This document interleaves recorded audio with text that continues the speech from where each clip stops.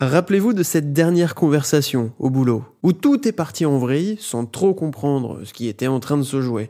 Une discussion somme toute banale avec un collègue, vous lui adressez un commentaire apparemment inoffensif et sans savoir pourquoi, vous vous retrouvez embarqué dans une discussion hyper tendue. Chacun défend sa position, plus personne ne s'écoute, et là c'est le drame, la guerre est déclarée. Et je vous parle de ce genre de situation où, sans aucune mauvaise intention de votre part, au départ, les mots choisis ont tapé très exactement là où ça fait mal. Ces moments où on en ressort en se disant « mais qu'est-ce qui vient de se passer en fait ? Qu'est-ce que j'ai bien pu dire de mal ?» Tout cela nous rappelle que communiquer et parler sont bien deux choses différentes. Parler ne nous engage pas pleinement, c'est de l'ordre de l'inconscient et de l'automatisme. Communiquer, c'est un acte conscient, où les mots sont pensés, pesés et choisis avec soin, où l'écoute est aussi importante que l'expression. Dans cet épisode de Je crois en toi, nous allons décrypter ensemble ces phrases un peu automatiques qui ne partent pas d'un mauvais sentiment, mais qui peuvent faire exploser la cocotte minute. Nous verrons pourquoi elles peuvent nous faire bouillir, voire même totalement péter un câble. Et puis nous ferons en sorte d'enrichir notre communication avec des alternatives plus conscientes. Alors tout d'abord, nous avons ce qu'on pourrait appeler la minimisation des sentiments et des expériences, avec des phrases du type « tu te fais des idées, il y a pire que toi, faut pas se rendre malade pour ça ». Lorsqu'on utilise ce type de phrase, l'intention est de rassurer ou de relativiser la situation perçue par l'autre. Mais l'impact réel peut être totalement opposé. Au lieu d'apporter du réconfort, elle risque de donner l'impression que ce que ressent ou vit l'autre n'est ni valide ni digne d'attention. Ce faisant, au lieu de rapprocher et de réconforter, ces phrases, elles renvoient l'autre à sa propre responsabilité sans aucune empathie. Il va se sentir incompris, dévalorisé ou même isolé dans son expérience, perçue comme étant insignifiante ou exagérée. On enchaîne avec l'incitation à un changement de perspective. Tu devrais être plus positif, il est temps de tourner la page, il faut que tu lâches prise. Ces phrases créent comme un fossé émotionnel entre les interlocuteurs. Elles tentent de forcer l'autre à orienter sa volonté vers une nouvelle perspective ou un état d'esprit différent sans avoir validé ou reconnu pleinement son ressenti. En incitant à changer de perspective sans avoir d'abord accueilli et validé les émotions présentes, quelque part on considère que l'autre éprouve des sentiments qui ne sont ni légitimes ni importants. Troisième catégorie avec le jugement et l'évaluation. Tu es trop sensible, ne le prends pas mal, ça pourrait être pire, tu sais. Ces expressions, bien qu'elles puissent être dites avec l'intention de consoler ou de relativiser, elles vont signifier que les réactions sont exagérées ou inappropriées. De manière cachée, ces phrases, elles véhiculent un jugement implicite sur la manière dont l'autre devrait ressentir ou réagir à une situation, sans prendre en compte la subjectivité de son expérience émotionnelle. Et on pourrait même ajouter que cette catégorie de phrases porte en elle quelque chose de pas très clean. Comme si, en les utilisant, je me positionnais comme un sachant vis-à-vis de l'autre. Et j'invalide ton expérience, tes sentiments, tes réactions, parce que je suis fort et parce que toi, tu es faible. Autre catégorie avec le conseil et les directives. Faut juste que tu prennes sur toi. Tout le monde en passe par là, il faut que tu te bouges un peu. Ici, on entre dans le domaine des phrases prononcées dans l'intention d'aider ou de motiver, mais qui ressemblent beaucoup plus à des injonctions. Elles sont construites sur la base de la vision du monde de la personne qui l'exprime. Et elles prennent des raccourcis où, finalement, toute expérience se vaut. En gros, c'est « je t'apporte une solution simpliste à des problèmes qui ne le sont pas pour moi ».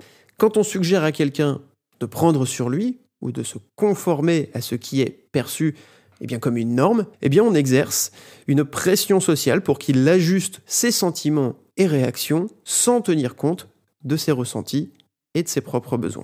Les certitudes et l'assurance. Tout va s'arranger, tu verras. Je suis sûr que c'est rien de sérieux. Crois-moi, ça va changer. En offrant une assurance que personne ne nous a demandé, on risque fort de ne pas reconnaître pleinement la réalité ou la gravité de la situation telle qu'elle est vécue. Ça va créer un sentiment de déconnexion et donner l'impression qu'on ne tient pas compte des craintes et des angoisses. Ces projections de certitude, qui ont pour but de pousser l'autre à adopter une perspective plus optimiste, se trompent finalement dans le timing. Si l'autre dit ça, c'est qu'il ne se sent pas prêt à cet instant ou pas capable de faire mieux maintenant. Donc attention à cet automatisme qui fait naître la culpabilité. Passons à la suggestion de contrôle ou de gestion émotionnelle. Essaye de te calmer, tu ne devrais pas te laisser affecter par ça, prends du recul par rapport à la situation. Ces phrases sont généralement prononcées dans l'espoir d'aider l'autre à gérer ses émotions ou à voir les choses d'une manière plus détachée. Néanmoins, elles peuvent souvent embarquer avec elles un message suggérant que l'intensité ou la nature de la réaction émotionnelle est excessive. Comme si on était en plein drama. Et en suggérant à quelqu'un de contrôler son état émotionnel avec ces phrases, soit on va délégitimer ce qui est ressenti, soit mettre de l'huile sur le feu avec une personne qui n'est plus du tout capable de se contrôler. Donc, soit je deviens soumis, soit je me rebelle. Alors bien évidemment, il existe d'autres catégories de réponses automatiques dans notre langage qu'on pourrait qualifier d'instinctif. La liste est assez longue, mais là vous avez déjà une bonne base de travail, une base solide pour faire du bon boulot sur votre manière de mieux communiquer. Maintenant, allons un peu plus loin en réfléchissant aux alternatives qui sont à notre disposition. Plutôt que de balancer un « c'est pas la fin du monde » ou un « tu exagères un peu », pourquoi ne pas essayer un truc du genre « ça a l'air vraiment important pour toi, vas-y, je t'écoute ». Là, vous montrez que vous n'êtes pas là pour juger, mais bien pour écouter et chercher à comprendre. Face à quelqu'un qui galère, lui envoyer un « pense positif » ou « ça va le faire », tentez plutôt quelque chose comme « je suis là, t'inquiète, dis-moi ce qui te tracasse ». L'idée n'est donc pas de solutionner, mais de montrer un soutien chaleureux et authentique. Quand on juge sans s'en rendre compte, avec un « t'es trop sensible », essayez quelque chose du style « ça a l'air d'être vraiment dur pour toi. Comment est-ce que je peux t'aider ?» Parce que franchement, dire à quelqu'un qu'il est trop sensible, c'est un peu comme lui reprocher d'avoir ouvert la bouche. Et en ce qui concerne les conseils non sollicités, je vous dirais qu'avant de jouer la carte du dominant avec un « faut que tu te bouges », eh bien optez pour quelque chose comme « je vois que tu vis une situation vraiment inconfortable. Est-ce que je peux te soutenir d'une manière ou d'une autre ?» Et enfin, dire à quelqu'un de se calmer alors qu'il a l'air d'être au bout de sa vie, c'est un peu comme souffler sur les braises pour éteindre un feu. On va plutôt se diriger vers des formulations comme « je peux comprendre que ça te touche beaucoup, est-ce que je peux t'aider à digérer le truc ?» Alors oui, je sais, c'est du boulot. Être attentif à son langage, ça se travaille. Mais en faisant cet effort, vous pourrez vous remercier et vérifier qu'opère une espèce de forme de magie où les autres vous trouveront particulièrement inspirant. En optant pour des alternatives plus empathiques et donc nettement moins automatiques, on s'engage non seulement à mieux comprendre l'autre, mais aussi à enrichir nos relations. Merci beaucoup d'avoir suivi cet épisode. Pensez à vous abonner et je vous donne également rendez-vous sur LinkedIn. À la semaine prochaine.